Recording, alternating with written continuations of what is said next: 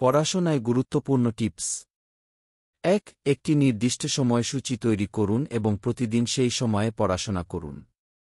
2. পড়াশোনার সময় সব ধরনের বিভ্রান্তি যেমন মোবাইল, টিভি দূরে রাখুন। 3. ছোট ছোট বিরতি নিন, এতে মনোযোগ বজায় রাখতে সাহায্য করবে। মাধ্যমিক পরীক্ষায় ভালো রেজাল্ট করার জন্য কিছু গুরুত্বপূর্ণ উপায়। নিয়মিত অধ্যয়ন।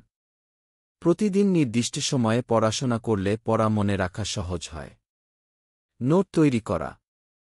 প্রতিটি বিষয়ের গুরুত্বপূর্ণ পয়েন্ট নোট করে রাখলে রিভিশন করা সহজ হয়। মক টেস্ট বা প্র্যাকটিস। পরীক্ষার আগে মক টেস্ট বা প্র্যাকটিস সেশন করলে পরীক্ষার ধরন বুঝতে সহায়ক হয়। পর্যাপ্ত বিশ্রাম নেওয়া। ভালো রেজাল্ট পেতে হলে সঠিক সময়ে বিশ্রাম নেওয়া খুবই গুরুত্বপূর্ণ। মনোযোগী থাকা। পড়ার সময় একাগ্র মনোযোগ রাখা এবং অপ্রয়োজনীয় বিভ্রান্তি এড়ানো পরীক্ষায় ভালো ফল আনতে সাহায্য করে।